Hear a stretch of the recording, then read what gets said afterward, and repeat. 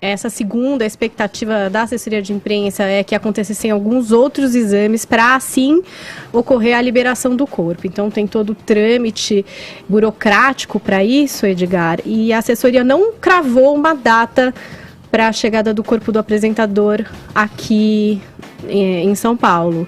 Então, especula-se que seja na quinta-feira, dia 28, né? Se tudo correr dentro dos prazos que eles imaginam. Eles trabalham com a abertura do velório na sexta-feira e enterro no sábado, mas com o velório ainda durante o sábado aberto ao público. Na Assembleia Legislativa aqui de São Paulo. Então, essas são algumas informações não confirmadas exatamente porque tem toda essa questão, né?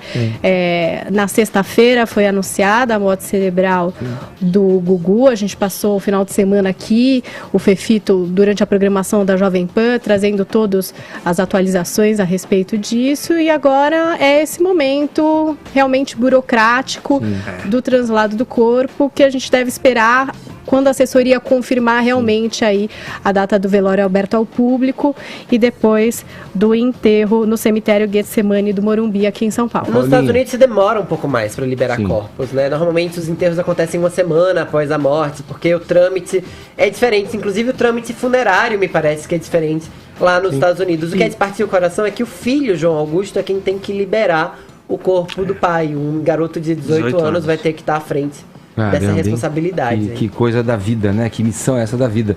Agora, tem também esse trâmite natural, né? Porque a partir do momento em que há a morte cerebral, em que a junta médica conversa com a família e expõe a situação e que a família, então, decide pela doação, os aparelhos têm que continuar funcionando para que o corpo continue pulsando, né? Ele ainda tinha sinais vitais, né? Os sinais cerebrais já estavam, não existiam, mas o sinal do coração ainda batendo, e o trâmite da doação dos órgãos, né? Até a retirada dos órgãos. Beneficiadas 50 pessoas. Isso é muito bacana. Isso é muito e uma prioridade importante, né? Que uma pessoa como o Gugu, né? Com o alcance que o Gugu tem, leva a essa causa que é super importante, né, Fefi? Claro, ajuda, mostra, né?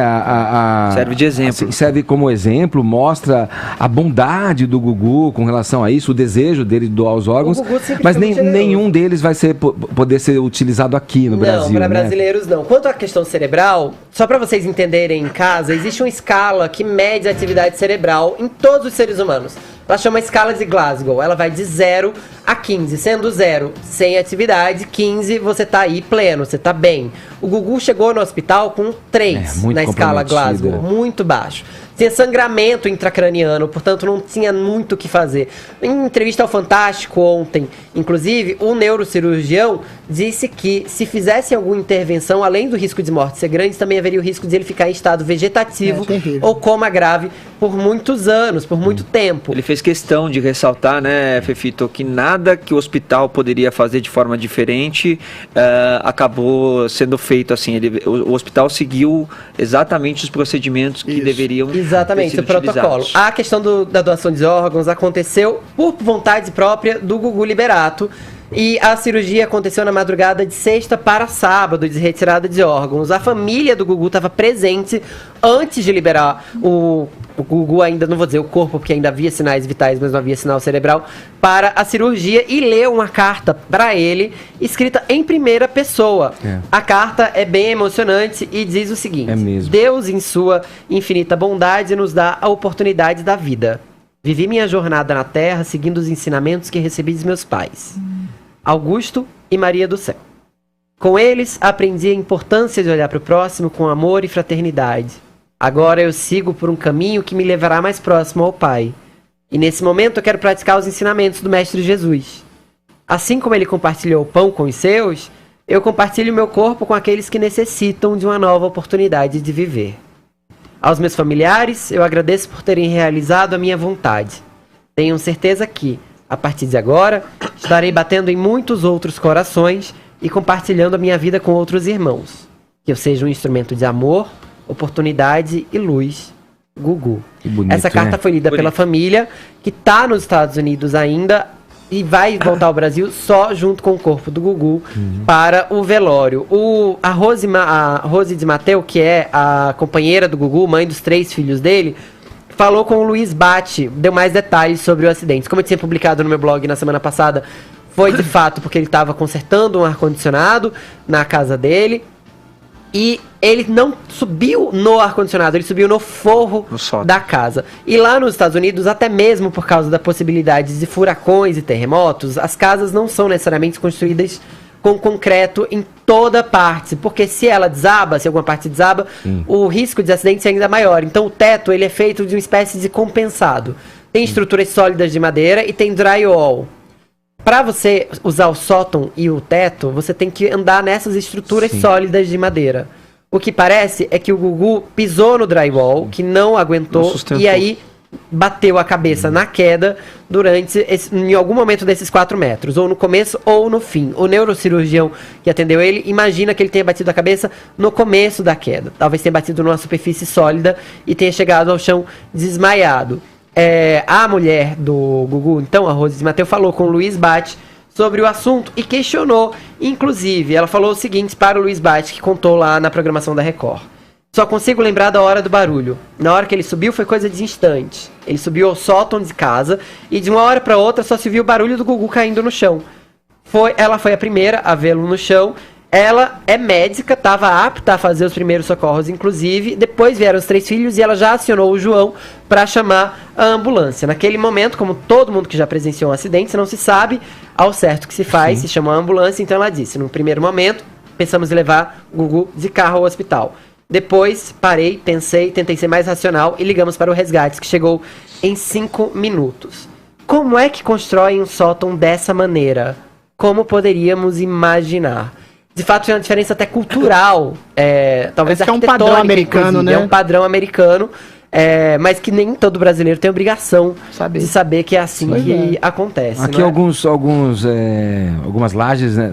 Laje não, né? É feito de estuque, né? O teto é feito com gesso, né? Tipo estuque, né? Mostra também uma certa simplicidade, porque muitos se questionam, né? Mas por que o Gugu, um cara tão famoso, um cara milionário, ele que foi lá arrumar o ar-condicionado, não chamou ninguém, é porque o famoso, muitas vezes ele é assim mesmo, ele é um pai de família normal, ele tava lá com a família dele. E não só isso, lá ele não era o famoso brasileiro que tem justamente todo mundo por isso ele queria esse anonimato, né, Fefito? Ele gostava de ir a um supermercado, ele gostava de ter uma vida comum simples, lá nos Estados Unidos. Isso é muito comum nos Estados Unidos, você mesmo arrumar lá, né? Do it yourself. A mão de obra, exatamente, a mão de obra é muito cara lá, né? Lógico que o Gugu tem dinheiro, mas é cultural deles, né? Você faz você mesmo.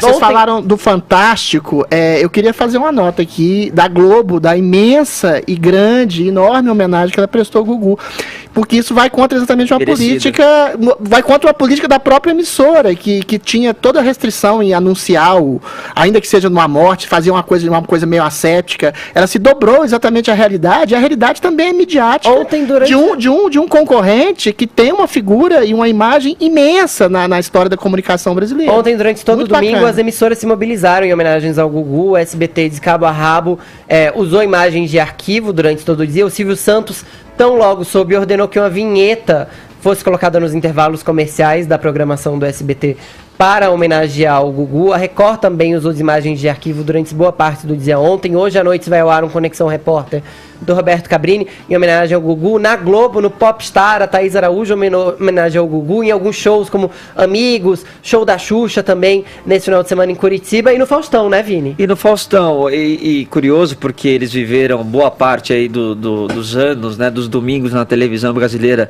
com essa disputa pela audiência, e o Faustão fez questão de relembrar exatamente isso, falando que eles não eram amigos próximos, amigos íntimos, mas tinham muita cordialidade, muito respeito um pelo outro, porque devido a essa concorrência, muita gente acha que os caras são inimigos, né? E não, tá todo mundo ali brigando porque o seu programa vença. E muitas vezes o Gugu venceu o Faustão naquela época. 2 anos consecutivos, na verdade, ele liderou. Exatamente, o SBT até fazia uma vinhetinha lá, né, do Domingo Legal, batendo no Faustão. Depois daquele episódio do PCC acabou perdendo um pouco mais, teve uma fuga de telespectadores, e o Faustão até hoje acabou monopolizando um pouco mais dessa audiência. Mas ele falou sobre isso e fez a sua homenagem também ao Gugu. Vamos ouvir. Eu só posso lembrar aqui que durante muitos anos, desde mais de 30, 35 anos, eu fui ao programa dele, o Viva a Noite, ele foi ao Perdidos da Noite, e nós, embora não tivéssemos amizade,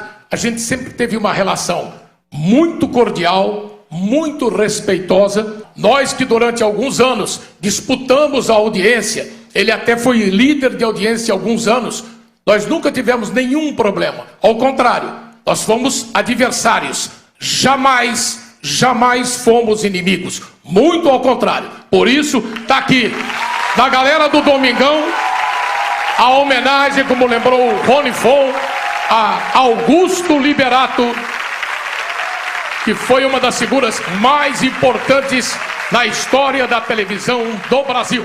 As consequências dessa rivalidade do Gugu e do Faustão, elas são sentidas até hoje em programação. Por exemplo, o Faustão tinha um programa que durava uma tarde inteira, por vezes ele ficava 5 horas no ar. Hoje o programa do Faustão costuma ter 2 horas de duração, mais ou menos. Muita dessa diminuição começou a ser feita por causa dos combates de audiência com a SBT. A Globo tentou fazer ajustes de programação para que eles não se enfrentassem de cabo a rabo, por exemplo. Futebol no meio, O próprio Faustão foi muito criticado na época por tentar apelar para artifícios de audiência como o sushi erótico, que foi muito criticado. O episódio do Latininho, que também foi muito criticado. Ai, quero falar sobre isso.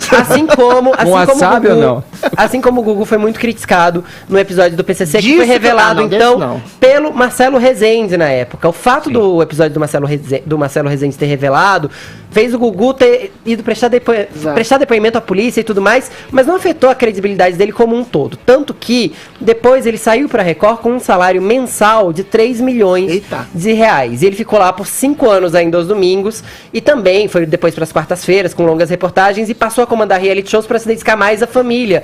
Tanto que o Canta Comigo tá no ar agora e tá previsto pra ir até 4 de dezembro. Era uma figura contraditória, né? Falava da família e fazia banheira. Eu acho fantástico.